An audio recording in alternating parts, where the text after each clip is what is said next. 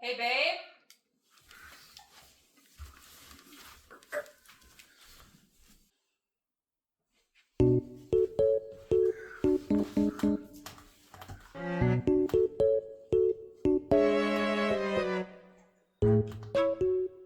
Hey, babe.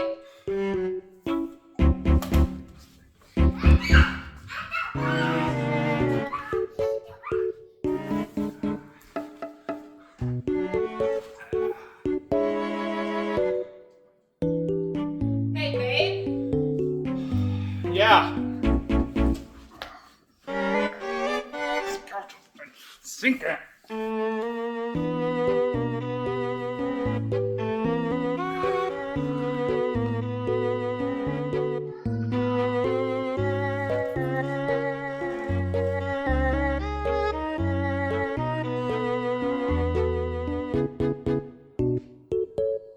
Hey, babe.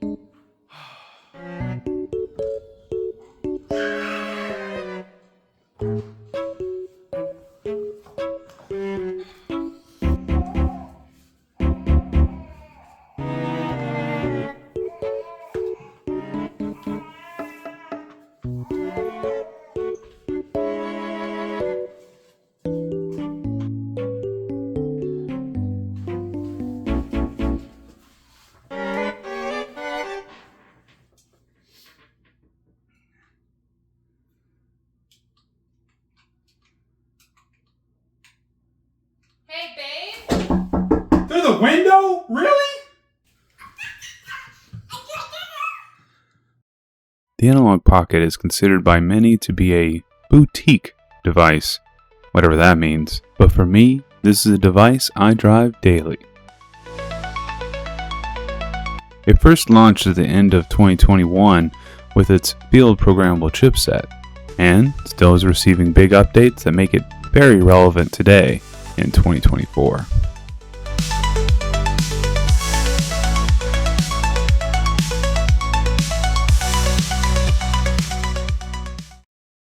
So the Analogue Pocket has been reviewed quite a bit. I'm not going to sit here and pretend like there are not like a trillion reviews on this device. However, I do want to give a point of view that you probably haven't seen before on YouTube or anywhere else that you get your reviews. And that's from the aspect of being a new father, a young dad who is a gamer, wants to play games. I mean, it's hard to actually find time to play games when you're a dad. All dads experience this. They end up having kids. When they have kids, they find all their time just kind of goes away. This review really is more geared towards your young adults to, middle-aged folk. Not to say that this review is not for you young guys out there and gals. It really is just coming from a point of view that you might not be hip with. How do you do, fellow kids? What? The Analogue Pocket has been out for about 2 years now. A lot of people are actually making a lot of reviews of this device in 2024, and I'm one of those people. Now, I really wanted an Analogue Pocket when it first came out, but it was pretty pricey. I mean, we're talking like $200 with shipping, $230, and you're getting up there to $250 with an SD card and all the things that you want with it. Of course, I was really hesitant to actually get this thing. And I also didn't know if I was going to like it. I mean, I have a lot of handhelds. For me, it was kind of like, I saw it come online, and I was like, man, should I get this? I really was like, yeah, you know what? I'm going to bite the bullet on this. I'm going to actually get this because, one, I'd like to do the review on it, coming from a new father, a new parent, the perspective of you want a game, but you really don't have the time, and you kind of have to do it on the go a lot of times because maybe you guys don't know that are young yet and don't have kids, but the kids kind of determine when you get to do things. I used to stay up all the time at night. I used to play games all night long and play with my bros, and I don't get to do that anymore. But during those times where like, hey, you're going out shopping, or hey, you're at the park with your kid and they don't really want you, or hey, you're outside and your kids running around and they're kind of independent. They don't really want you. Those are the best times to pull out the Analogue Pocket and to actually do some gaming. After about a week, my Analogue Pocket showed up at my door. It took that long, I believe, because I'm in the Appalachian Mountains near the East Coast. It shipped from the West Coast to California. Packaging was simple and nothing felt too loose. They used really nice perforated or cheese grater looking cardboard packaging, which was super cool to see. If you ever get a chance, see how this packing stuff is made. The outer box looked fantastic, and I was beginning to feel like I was opening up some sort of expensive phone. It's great presentation once you open the box, as the Analogue Pocket is right there to greet you.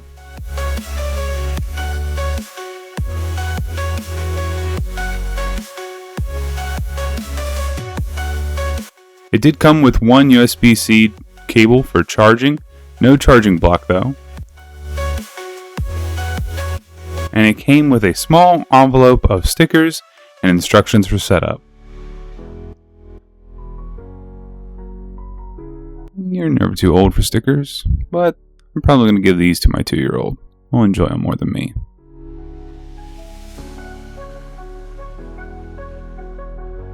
I was also happy to see that they had film on the outside of the Analogue Pocket. This is always one of my favorite things to do, just peel this stuff off. With that really nice back with the Analogue Pocket logo. And of course, revealing the screen always feels good, pulling back this film. Setup with the Analogue Pocket requires an SD card. I have one I purchased in the description below. I suggest you get one with a high readability so you can play ROMs as quickly as you can. There is a little bit of load time when you are loading up cores and ROMs. As soon as I got everything set up, I grabbed a Game Boy Advance cartridge and threw it in this bad boy. Yes, Castlevania Circle of the Moon. I believe this is a quite underrated game.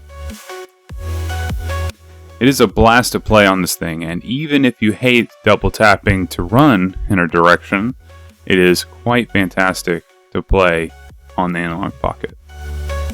By the way, you do need access to a computer for the setup of cores and ROMs, which I recommend just searching YouTube for a great setup guide in 2024. Everything I did here was very easy. At no time did I have to do any sort of searching on Google or try to, figure out or troubleshoot anything. There's a lot of videos already out there on the Analogue Pocket, and I would say that you could probably go and check all those out. But some of them don't really talk about all the features. It can do everything up to Game Boy Advance on here, cartridge-wise, which is really awesome. It uses the field programmable chipset in here, so it can literally mimic, the Game Boy Color, the Game Boy Advance, so it can mimic those devices. But you can also now put in different cores for this device, and you can, play SNES on here, and you can play really old Nintendo, and you can play some arcade games. This thing also does a lot of emulation, and I have a ton of emulators on here, especially the games that are very expensive. When you want to buy Castlevania, Aria of Sorrows, you don't want to dump $100 into a game that's authentic when you have kids. That's a lot of diapers, bros. I'm not gonna spend $100 on a game. I'd say just one complaint I have at first glance is it looks very solid color. There are no other colors to this except for the power button, and I kind of miss the old A, B, start, and D-pad arrows. The screen brightness is completely adjustable. I run at 100% brightness a lot of times, especially when playing darker games like Castlevania. I do have to adjust the brightness down for the camera here because it is just so bright that it's hard to pick up, but adjusting it down to 60% brightness is perfect for camera work. The colors look great on this screen. It really does. I really love how everything looks. It makes these classic games just look so beautiful. One of my favorite games when I was a kid was Zelda, Oracle of Seasons. So I definitely had to pick up the ROM for this and play it. I chose to get a ROM version and not a cartridge base because the cartridge itself goes for $50, and I don't have that right at the moment. although I plan to pick up this game once I do have the money in my pocket. Currently, I am playing through Castlevania Harmony of Dissonance, which is quite fun. Putting the analog to sleep here is really simple. It's just a simple tap of the green power button. And another tap wakes it right back up where you left off.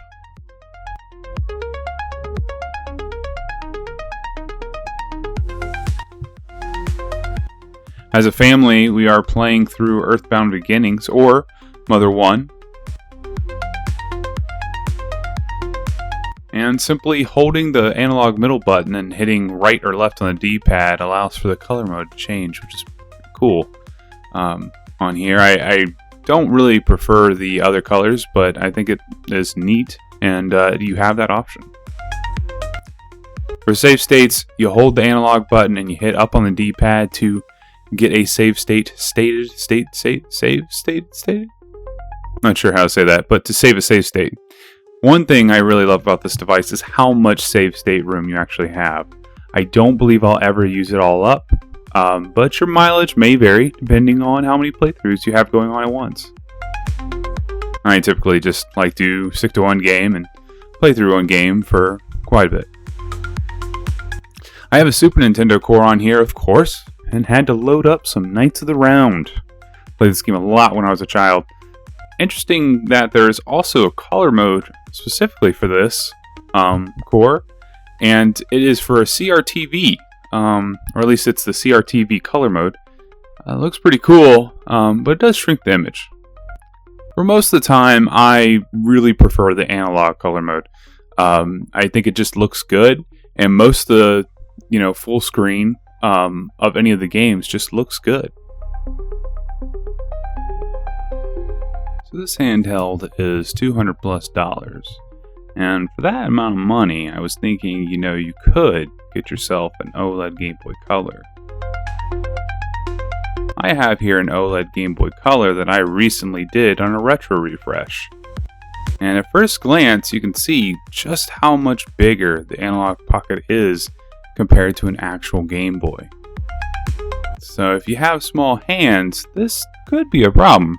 However, for me, I actually preferred the size of the analog to the original Game Boy. The Game Boy Color is thicker, and the screen is also way bigger on the analog than the new OLED display mod. Both displays look gorgeous, but the OLED is definitely amazing.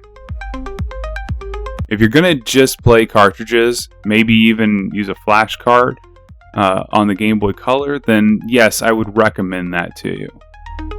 But if you're interested in playing everything up to Game Boy Advance, Super Nintendo, the OG Nintendo, Sega Genesis, and even some arcade cabinets, the Analogue Pocket here is the obvious choice.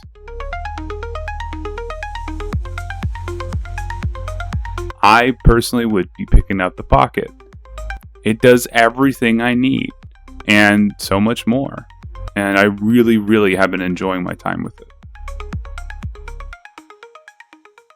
I also want to point out that I'm playing Castlevania, but clearly that's not the game that's in here. Right now, Mother 1 and 2 is in here, but I am playing a Castlevania game. And that's pretty cool, to be able to play, a game while you have another cartridge in. All the buttons are really nice. I saw some people complaining about the D-pad and stuff. I've not had too much of an issue with the D-pad. I think it's all right. I think it's good. I'm not one of those people that are super pro gamers, so I don't know the difference between a good D-pad and a bad D-pad. I don't know the difference. I will say that probably the only thing I don't really like aesthetically about the Analogue Pocket is simply it's just black buttons. There's no A, B, or any sort of indicators on there. I would love to see some arrows on the D-pad. I know that's not necessary, if you're going for a sleek design. I'd love to see some arrows on the D-pad. I'd love to see maybe some lettering on the actual buttons. And if not, then at least allow us to buy aftermarket buttons with those. Because I would love for this to look like an old Game Boy. I think that would be super dope. Another very interesting thing about these buttons is that the top set of buttons here on the quadrant buttons here, the top set is concave. It goes down an arch, which is, I don't know if that's better. I've never had that before. That's something new. I don't know whether or not that makes a huge difference when I'm gaming on this. I don't think it does. It's just, but what's interesting is it's just those, and then the bottom ones are, convex. It's very interesting. I'm not sure why it's designed that way. I'm not sure what the reasoning is behind it, if they just want it to look different, but it works. It's fine. It doesn't bother me too much. Again, I just would like to see a little bit more, pizzazz on mine. I'd like to see, start and select down at the bottom and say start and select. I'd like to see A, B, C. The buttons here, you have 2 shoulder buttons on this. They're really nice. They're clicky. There's not much rattle to this. That's one thing that's really nice about this, is that it's very well put together. There's no rattle. I have to really shake it to get a rattle, and even then, that rattle is, non-existent when I just do this. I have to really, and I think that might be those back buttons, but there's no rattle at all. So yeah, there are very minimal things that I can really gripe about this, but unfortunately there are some cons. One thing that I did have trouble with is I can't really find a case for this. You can find those clear acrylic cases. I don't really want one of those.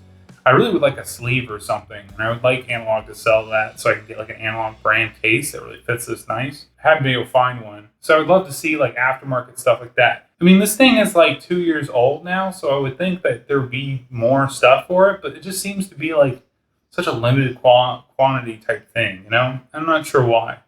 But now for the biggest con I have for this device. You cannot use Bluetooth headphones. What? You heard me right. There's no Bluetooth on this $200 handheld. So, yeah, if you were thinking about putting on some noise canceling headphones that are wireless so you could get some peace and quiet from your kids, yeah, think again. I have seen some folks out there trying to, come up with some sort of way to fix this, but yeah, there is no way. You're just going to have to buy some wired headphones.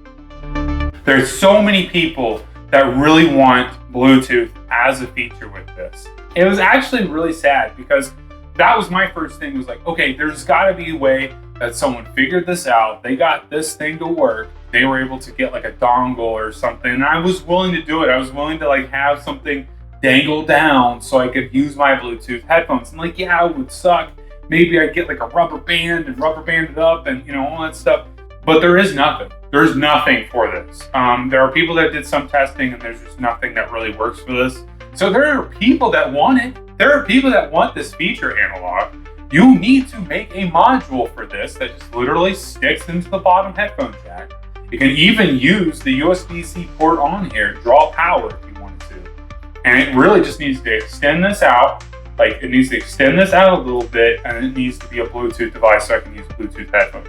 Because I want to use Bluetooth headphones. I can't tell you how many times when my kids are asleep, I'm talking completely knocked out. I have one on top of me sleeping, and there's one on top of Mama. She's sleeping, too. And I'm the only one awake, and I pull this thing out to play, and I want to connect my Bluetooth noise canceling headphones that I paid over $300 for, but I can't. I have to somehow get my dangled wire to, fit in this headphone jack and not wake up my kid or strangle him by accident in the process. And that's just silly to me. Make a dongle, make a little attachment for this, get us some Bluetooth. That's one of the hugest downsides to this. For right now, man, this is my main driver, and that's the hugest issue. You don't have Bluetooth in 2024? What are you doing? This thing's $200. You need to have Bluetooth. The other con is that this is not a clamshell design. I think clamshell designs are the best kind of designs for handhelds. I really do. I love screens. I think big screens and all that stuff is great. But this thing is supposed to go into your pocket, hence the name Analogue Pocket. And I can tell you right now, I have my keys in my pocket, I got my wallet in my pocket, I got whatever else in my pocket, it's gonna get on that screen, it's gonna scratch. So if you're gonna get one of these, you're gonna have to get some tempered glass, or, you know, just buyer beware that you're probably gonna scratch your screen at some point. I also didn't really see of any sort of like replacement stuff. So like, I'd like to see that in the future. I'd like to see like, hey, my screen is scratched, I really want to replace it. You know, let me just buy the part and do it myself. I want to see that. So yeah, I love this thing. I really, really love this thing. My wife, she loves it. A lot of times she'll have kids on top of her just sleeping away, and I will hand her this device and let her get some gaming in. She gets less gaming than I do. Holy crap, you know, so this is an awesome device if you're a young parent. Really, really good. I cannot stress it enough that this is such a good device. We liked it so much, we actually bought the analog dock. It's not in the scope of this review, but I do want to talk about it a little bit. The analog dock basically allows you to just dock this thing, let it charge, which you want to charge it, you know, anyway. It allows you basically attach this dock and then put it on a big screen TV. Now I have a gigantic screen. I'm not kidding you. My entire wall is a screen because I use a projector. It is amazing. It's awesome. So if I was going to give this a score, a dad score, a young parent score, okay, if I was going to give this a score, I give it a 9 out of 10. It is almost a 10 out of 10. For me, it really almost could be a 10 out of 10. The issue with this thing, again, is there's no Bluetooth and there's no sort of like replacement parts that I've seen yet online that I really want there to be for this thing. But those things aside, this thing is absolutely amazing. I've been playing it nonstop for a couple weeks now. I really, really love it. I'm interested to see what this is like a year from now. I feel like this just is going to be a part of my consoles. I've been playing this way more than my PlayStation 5, than my Switch, than my, you know, Steam Deck. I've been playing this way more. And like I said, we liked it so much, we ended up getting the dock for it because it was so good. I really cannot tell you how amazing this device is for a young parent that's a gamer. I think that this device is a need. Yes, it is $200. Yes, it's more than a lot of other options out there. But because of the cartridge-based system, if that's something you're looking for, if you're looking for something that'll play cartridges, the benefits that you have with save states on that, the wake up, the put to sleep feature, all the cores, all the gaming that you can actually do on this, it's a huge benefit. This is an amazing device.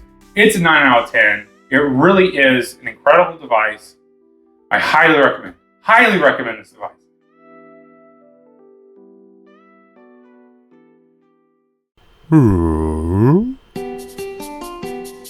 So that is the video, everybody. Hopefully you liked it. If you did, leave a like down below. Consider subscribing. I have more videos coming out in the future. Reviews. I have Goodwill finds where I basically find cool things at Goodwill and I refurbish them. And I have a cool Explain series that's coming up, so some things that you want to look out for.